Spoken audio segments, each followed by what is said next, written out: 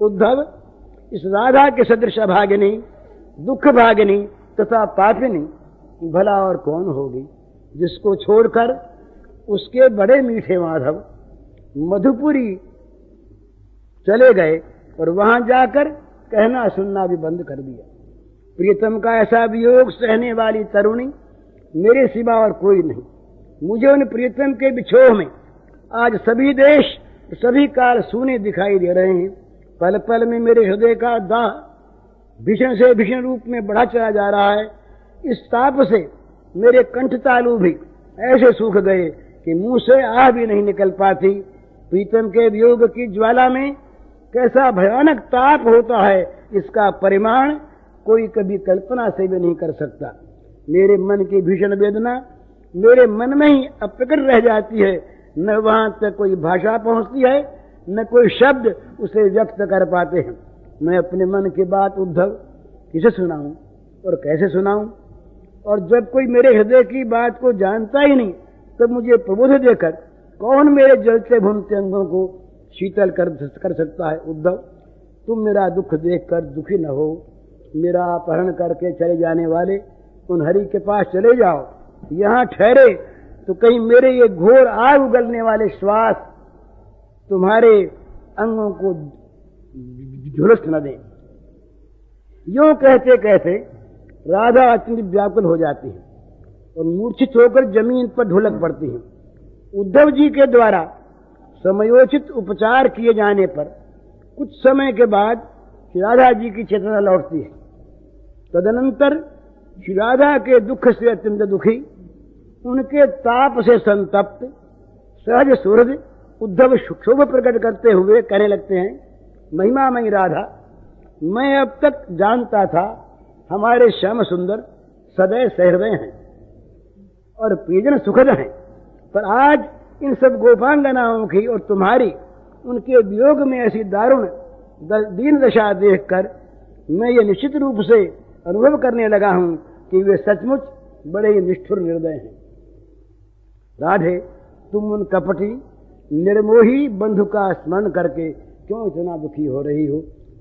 श्री राधा को उद्धव के इन सहानुभूतिपूर्ण वचनों में भी प्रीतम की निंदा का सुनना सहन नहीं हुआ और वे उन्हें बीच में रोक कर बोल उठे, उद्धव ऐसा मत कहो।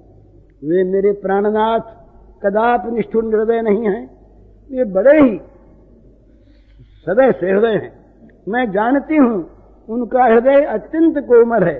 अब भी वो मेरी स्मृति से पता नहीं कितने कैसे व्याकुल हो रहे होंगे। वे बिना ही रूप गुण देखे सदा मुझ पर मुग्ध रहते हैं। ये तो मैं ही अभागिनी हूं। उद्धव, मैं उन प्राणनाथ प्रियतम को कैसे भूल जाऊं? उनकी मधुर मधुर स्मृति ही मेरा जीवन है, मेरा अस्तित्व है। इस राधा के रूप में केवल उनकी स्मृति ही तो बची है। क्षण भर की भी उनकी विस्मृति का अर्थ है राधा का मरण, राधा के अस्तित्व का अभाव। विसारूं कैसे श्याम सुजान, एकमात्र स्मृति है यह आत्मा, स्मृति ही जीवन प्राण। विसारूं कैसे श्याम सुजान, एक मधुर अनन्य स्मृति प्रिय की नित्य यखंड बनी मन। प्राणी पदार्थ परिस्थिति सबको सहज भयो समर्पण। नित नव सुंदरता नव माधुरी, नित नव रूप विकास, नित नव प्रीति नित्य नव गौरव, नित नव रास विलास, नित नव नेह भाव नित नूतन।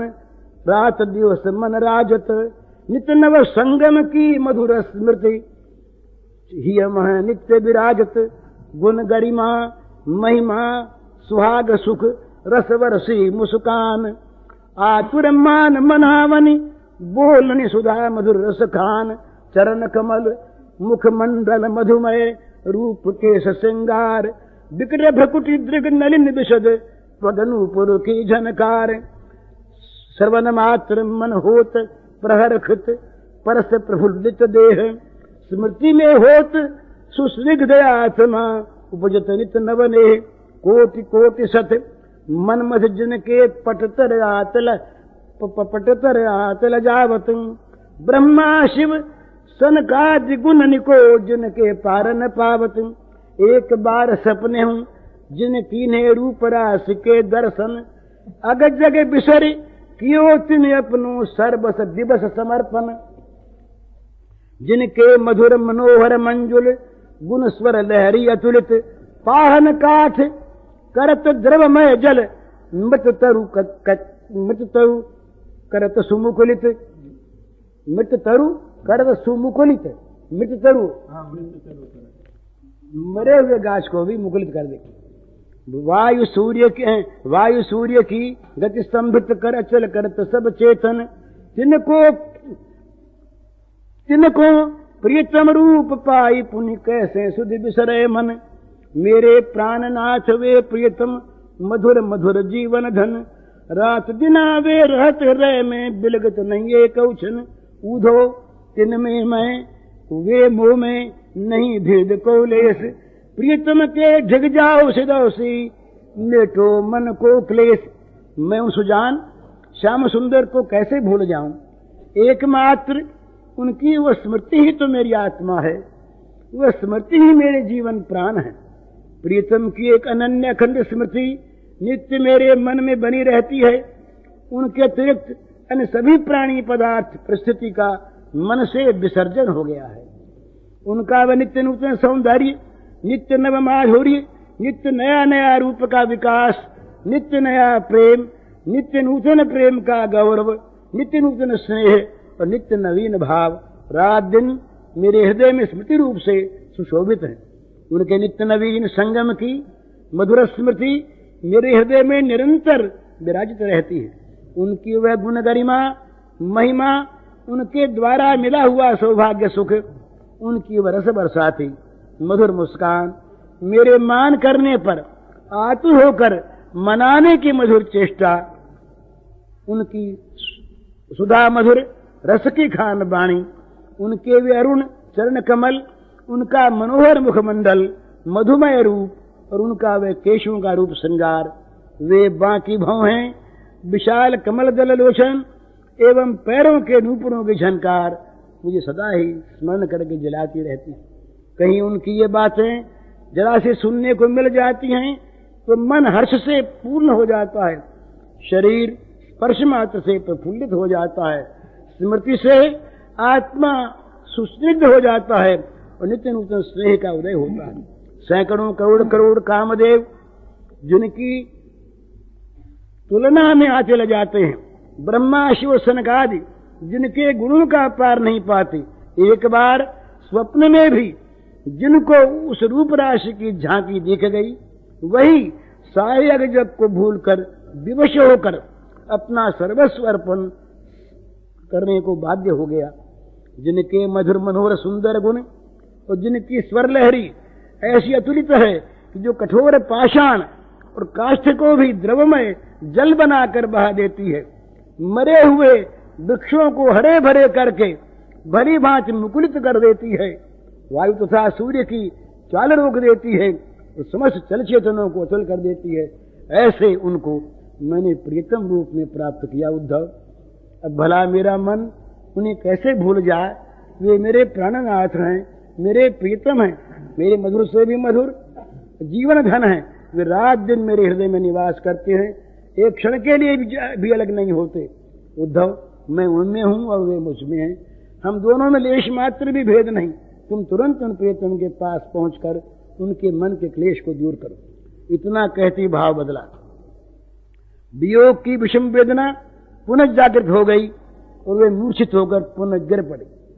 प्रयास करने पर जब उन्हें चेत हुआ तब वे रोती हुई बोली, गच्छ वत्स मधुपुरीम सर्वं बोधय माधवम यथा पश्यामि गोविंदम प्रयत्नेन तथा कुरु निष्फलम मे गतम जन्म गच्छ मिथ्या दुराशया आशा ही परमम दुखम नैराश्यम परमम सुखम। वत्स उद्धव, तुम मथुरा जाओ और माधव को सब बातें समझाकर जिससे हम लोग उनके दर्शन कर सकें ऐसा प्रयत्न करो। तुम तुरंत चले जाओ। हमारा जीवन तो मिथ्या दुराशा में ही निष्फल हो गया। आशा ही परम दुख है और निराशा परम सुख है। राधिका जी यूं कहकर फिर रोने लगी। उद्धव जी ने उनके चरण कमलों में प्रणाम करके प्रस्थान किया। उद्धव जी के जाते राधिका जी पूरे मूर्छित हो जाती हैं। तब गोपियां उन्हें उठाकर सजल कमल पत्रों के सैया पर सुला देती हैं, पर राधा के स्पर्श मात्र से ही तो सैया जलकर भस्म हो जाती है। तत्स्पर्श मात्रा क्षयनम भस्मीभूतम बभूवः। तदनंतर उन विरह ज्वर का तरह श्री राधा जी को वे पुनः दूसरे स्निग्ध स्थान में स्निग्ध चंदन लगे वस्त्रों पर सुलाती है, पर वह सुगंधी चंदनोदक भी तत्काल सूख जाता है। सहसा शुष्कताम प्राप्तम सुगंध चंदनोदकम।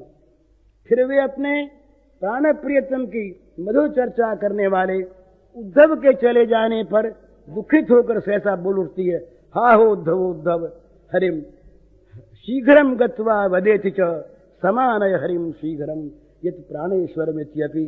हा उद्धव तुम तुरंत जाकर मेरी ये याचना मेरे प्राणेश्वर हरि को सुनाओ, तुम शीघ्र यहाँ लेकर के आओ। कितनी मार्मिक पीड़ा है राधा के प्राणों में। उद्धव जी श्री गोपियों की दशा देखकर बड़े दुखी हुए। वे अत्यंत क्षुब्ध मन से मथुरा लौटे। श्री कृष्ण के प्रति उन्हें बड़ा रोष आ रहा था। भक्त कवि नंददास जी लिखते हैं, लख निर्दयता श्याम की करि क्रोधित दो नयन, पुनि ब्रज बनिता प्रेम की बोलत रस भरे बैन सुनो नंद लाडले। करुणामयी रसिकता है तुम्हारी सब झूठी, तब ही लो कहो लाख जब ही लो बंध रही मुठी। मैं जानू बज जाई के निर्दय तुम्हारो रूप, जो तुमको अवलंबही तिनको मिलो कूप। कौन सो धर्म यह। श्याम सुंदर की निर्दयता देखकर उद्धव के दोनों नेत्रों में क्रोध छा गया। फिर ब्रजांगनाओं के प्रेम को स्मरण करके रस भरे वचन बोले, नंदलाल सुनो, तुम्हारी सारी करुणामयी रसिकता प्रेम की बातें झूठी है। तभी तक लाख कह लो जब तक मुट्ठी बंधी है। अब तो ब्रज में जाकर मैंने तुम्हारे निर्दय रूप को जान लिया। जो तुम्हारा अवलंब लेते हैं उनको तुम कुएं में ढकेल देते हो, ये तुम्हारा कौन सा धर्म है। फिर राधा की जन्म दशा का करुण चित्र सामने आते ही उद्धव जी अपने को मर्यादा में नहीं रख सके। प्रणय कोप में भरकर वे प्रियतम श्री कृष्ण से कहने लगे, तुम सम निठुर दूजो कौन, राधिका सी प्रेम पुतरी, रुदित छाड़ी भौन, तुम सम निठुर दूजो कौन। बिंध गयो नहीं हियो तेई छिन, कुटिल वज्र कठोर। तुम्हारा हृदय श्याम सुंदर कहते, बिंध गयो नहीं हियो तेई छिन, कुटिल वज्र कठोर।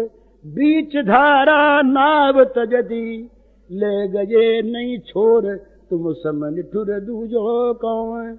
देखी आयो मलिन धूमिल, स्वर्ण तन कृष छीन। देखी आयो मलिन धूमिल, स्वर्ण तन कृष छीन। विकल तड़पत दीन दिन निशी, विकल तड़पत दीन दिन निशी, जल रहित जिन मीन, तुम सम निठुर दूजो कौन।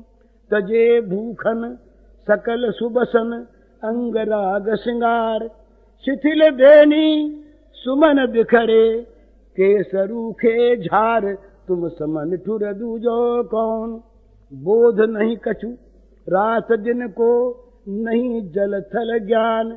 आत्म पर मानव अमानव की न कछु पहचान, तुम सम निठुर दूजो कौन। हा दैत हा हृदय बल्लभ, हाज प्राणाधार। अश्रुधारा बहत अविरत, करत करुण पुकार, तुम सम निठुर दूजो कौन। विरह ज्वाला जरत मन, तन दहत दारुण पीर।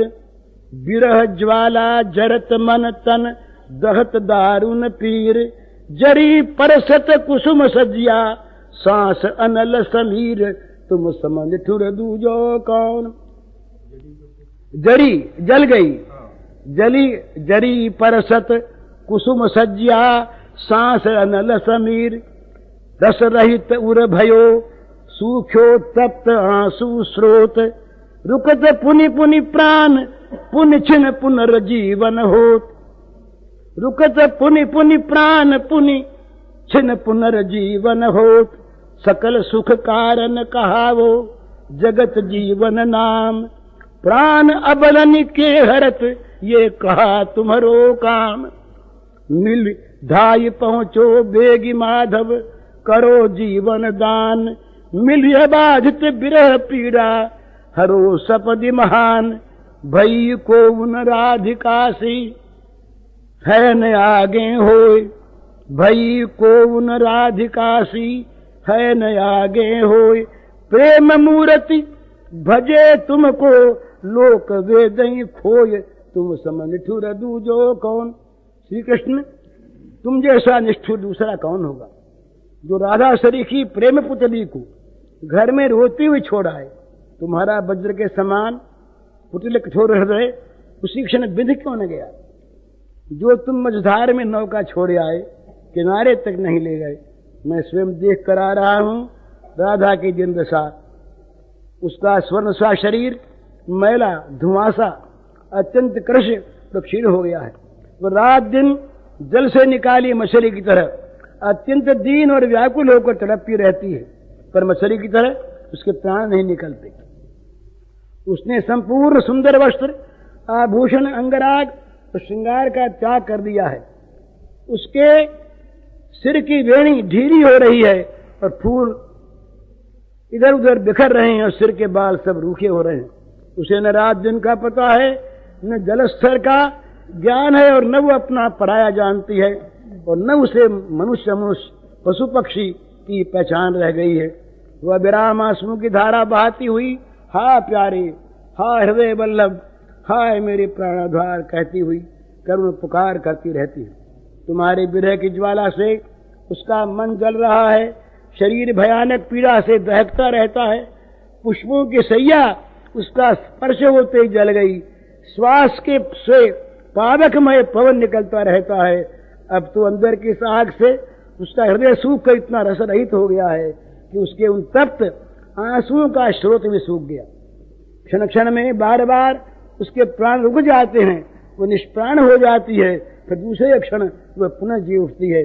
तुमको तो सब लोग सब प्रकार से सुख देने वाला कहते हैं और तुम जगत के जीवन कहलाते हो।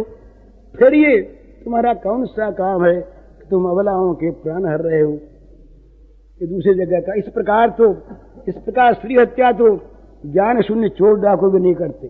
स्त्री हत्याम नैव वांछन्ति ज्ञान ही नाश दस्यवः, ये ब्रह्म वैवर्त का श्लोक है। स्त्री हत्याम नैव वांछन्ति ज्ञान ही नाश दस्यवः। अरे माधव, तुम तुरंत दौड़ कर वहां जाओ और राधा को जीवन दान करो।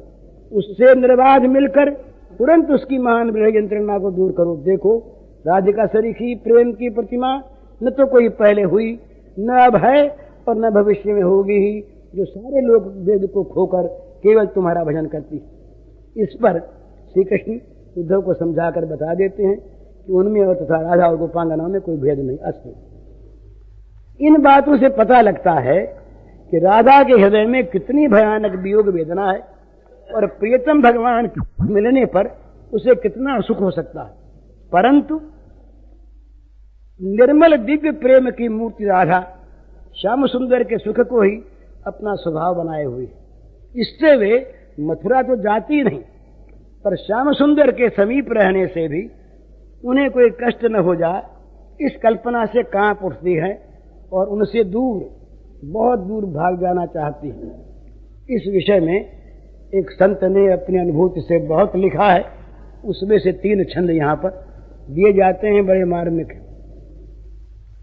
वह देश दूर है आज जहाँ मेरे प्राणाधिक हैं प्रियतम, उससे विपरीत दिशा में ही मैं भाग चलूं अब तो प्रियतम। उससे विपरीत दिशा में ही मैं भाग चलूं अब तो प्रियतम। है तापमान इन श्वासों का प्रतिपल बढ़ता जाता प्रियतम। है तापमान इन श्वासों का प्रतिपल बढ़ता जाता प्रियतम। इनकी गर्मी न लगे जिससे उस नील कलेवर को प्रियतम। इसकी गर्मी न लगे जिससे उस नील कलेवर को प्रियतम।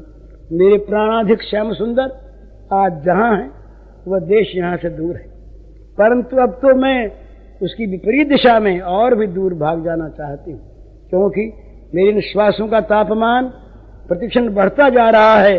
कहीं इनकी गर्मी वहां तक पहुंचकर उस नील कलेवर को लग न जाए।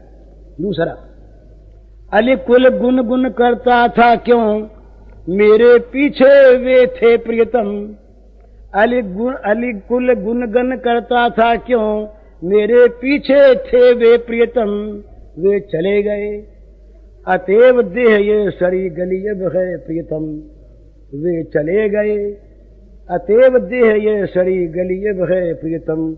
ये गंधवाह इसलिए यहाँ निश्चय कपूय होगा प्रियतम। यह गंधवाह इसलिए यहाँ निश्चय कपूय होगा प्रियतम।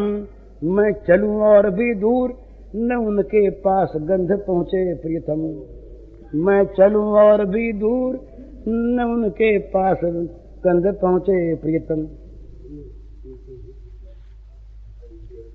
मैं चलती थी तब गुनगुनाता हुआ श्याम सुंदर के गुण गाता हुआ भ्रमरस समुदाय मेरे पीछे पीछे चलता था, क्योंकि वे साथ थे। यह उनके अंग सुगंध का प्रभाव था। आज वे चले गए, इससे अब ये सरीगरी दुर्गंध भई देह रह गई है। अतएव यहाँ की हवा अब निश्चय ही दुर्गंध और अपवित्रता से भर जाएगी। मैं और भी दूर निकल चलूं जिसे अपवित्र दुर्गंध उनके पास तक न पहुंचे। तीसरा, मैं नहीं मरूंगी कभी, सत्य ये है त्रिकाल फिर भी प्रियतम। मैं नहीं मरूंगी कभी, सत्य ये है त्रिकाल फिर भी प्रियतम। ये तन तो सदा जलेगा ही काली उन लपटों से प्रियतम। फैलेगी धूम राशि नभ में, फैलेगी धूम राशि नभ में। मैं इतनी दूर चलूं प्रियतम, धुआं लगकर पंकिल न बने वे दृग सरोज दल से प्रियतम। धुआं लगकर पंकिल न बने वे दृग सरोज दल से प्रियतम। इतकाल सत्य है कि मैं कभी नहीं मरूंगी, पर ये मेरा शरीर तो उन काली लपटों से सदा जलता ही रहेगा। इससे आकाश में धुएं के गोट फैल जाएंगे। अतः मैं इतनी दूर चली जाऊं जिससे ये धुआं लगकर मेरे प्रियतम के ये कमलदल सदृश नेत्र कहीं पंकिल न बन जाए। इस प्रकार प्रियतम के सुख की स्मृति और स्वसुख का सहज विसर्जन राधा का स्वभाव है। अपना उनके वियोग में दुख का अत्यंत असह्य भाव भी सह लेती हैं वो, पर कहीं प्रियतम को जरा सा भी कष्ट मेरे किसी कारण से न हो जाए, इसलिए मैं और भी दूर चली जाऊं कि जिससे मेरे संपर्क में आने वाली कोई भी दुख की चीज उनको स्पर्श न कर पावे। इसी का सहज स्वभाव, इसी का सहज अनुकरण श्री ब्रजबालाएं करती हैं। तो स्वसुख त्याग और विशुद्ध अनुराग के द्वारा वे प्रियतम श्री कृष्ण के परम प्रेम की पात्री बनकर धन्य होती है। इस परम भगवत प्रेम के साधना का आरंभ होता है भगवान के प्रति अनन्य राग की पवित्र भावना से। साधना की चीज भगवान में राग आरंभ होते ही सहज स्वाभाविक भोग विराग, प्रपंच की विस्मृति, मन इंद्रियों की भोगों से उपरति, स्वसुख वासना का त्याग और अहम की विस्मृति होने लगती है। प्रापंचिक भोगासक्ति तो सहज वैसे ही नष्ट हो जाती है जैसे सूर्योदय होते ही अंधकारमयी रात्रि। सूर्य को प्रयास करके रात्रि का नाश नहीं करना पड़ता। सूर्योदय के प्रकाश का आभास होते ही रात्रि का अंधकार मरने लगता है। इसी प्रकार हृदय में इस पवित्र प्रेम का बीज बपन होते ही भोग वासना नष्ट होने लगती है। याद रखना चाहिए, भगवत प्रेम और भोगासक्ति कभी एक साथ नहीं रह सकते। जहां राम तह काम नहीं, जहां काम नहीं राम, तुलसी कबू के रह सके रब रजनी एक ठाम। अतएव इस प्रेम साधना में भोगासक्ति का त्याग अनिवार्य है। इसी से इस भक्ति के शांत, दास्य, सख्य, वात्सल्य और मधुर, इन 5 रसों में शांत प्रथम है। शांत रस का अभिप्राय है इंद्रिय मन का भोग जगत से विमुख होकर केवल भगवान की सेवा में लग जाना। वेदांत के साधन चतुष्टय में विवेक वैराग्य के पश्चात मन का संयम, इंद्रियों का दमन, द्वंद्व सहिष्णुता, भोगों से उपरति, अटल श्रद्धा, समाधान, संदेह रहित स्थिति, ये षट संपत्ति प्राप्त होती है। लगभग ऐसी स्थिति भक्ति के शांत रस में हो जाती है। उस षट संपत्ति की प्राप्ति से वहां मोक्ष की प्रबल इच्छा का, मुमुक्षुता का उदय होता है। तो यहाँ भगवत सेवा, भगवान के दासत्व की प्रबल आकांक्षा का उदय होता है। इसी से इसके बाद ही दाशरथी का उद्भव होता है। दाशरथी का भक्त इंद्रिय मन का गुलाम नहीं रहता। वह सबकी दासता को से अपने को मुक्त करके एकमात्र अपने स्वामी भगवान का दास स्वीकार करता है। वो न किसी का दास रहता है और न किसी को दास बनाता है। यही रस क्रमशः प्रगाढ़ और उत्कृष्टतर होता हुआ मधुर रति में परिणत हो जाता है। इस मधुर भाव में भी वह श्री लक्ष्मी जी, रुक्मिणी जी आदि की लीला चरित्र से आगे बढ़कर गोपी भाव में परिणत होता है, जहां भोग मोक्ष की, प्रिया का सहज त्याग, अहम की पूर्ण विस्मृति, स्वसुख की कल्पना का सर्वथा सर्वदा अभाव, नित्य निरंतर प्रीतम श्याम सुंदर की मधुर सुख स्मृति में ही जागृत रहती है। ऐसे ही भगवान के सेवक केवल भगवत चरणारविंद में ही प्रीति चाहते हैं। तुलसीदास जी कहते हैं, चहुन सुगति सुमति संपत्ति कछु, रिद्धि सिद्धि विपुल बढ़ाई, हेतु रहित अनुराग राम पद, बड़ो अनुदिन अधिकाई, अर्थन धर्मन काम रुचि, गतिन चहो निर्वाण, जन्म जन्म रति राम पद, यह वरदान नान। भगवत प्रेम को छोड़कर न मैं सदगति चाहता हूं, न सन्मति, न लौकिक या दैव संपत्ति, न रिद्धि सिद्धि, न बहुत बड़ाई। यही चाहता हूं कि भगवान राम के चरणारविंद में मेरा हेतु अनुराग दिनों दिन अधिक से अधिक बढ़ता रहे। प्रेम प्रतिक्षण बढ़ता है, उसका अंत नहीं आता। इसी से गोसाई जी प्रेम की प्राप्ति नहीं कहते, उत्तरोत्तर प्रेम की वृद्धि चाहते। वे कहते हैं मैं अर्थ धर्म काम मोक्ष पुरुषार्थ चतुष्टय को भी नहीं चाहता। चाहने की बात तो अलग रही, मेरी न अर्थ में रुचि है, न धर्म में, न काम में और न मोक्ष में रुचि है। मैं दूसरा कुछ नहीं चाहता, केवल यही वरदान चाहता हूं कि जन्म जन्म में मेरी रति भगवान राम के चरण कमल बनी रहे। भक्त प्रहलाद जी ने भी जन्म बंधन से मुक्ति छूटने की इच्छा न रखकर कहते हैं, नाथ योनि सहस्रेषु येषु येषु व्रजामि हम, तेषु तेषु चला भक्ति रचुता सदा त्वयि। प्रेमावतार गौरांग महाप्रभु कहते हैं, न धनम न जनम न सुंदरीम कविताम व जगदीश कामये, मम जन्मनि जन्मनि ईश्वरे भवताद भक्ति रहे तकी त्वयि। धन जन कविता सुंदरी चहो न मैं जगदीश, बनी रहे प्रति जन्म में भक्ति अहे तुके ईश। इस परम प्रेम रूपा भक्ति में जिसके साधन को रागानुगा नाम दिया जाता है, भगवान अपने निज प्रियतम होते हैं। वे प्रेमी का हृदय होते हैं और प्रेमी उनका, भक्त उनमें रहते हैं और वे भक्तों में। मयिते तेषु चाप्यहम्, ये प्रेम की साधना अनन्य टेक से आरंभ होती है।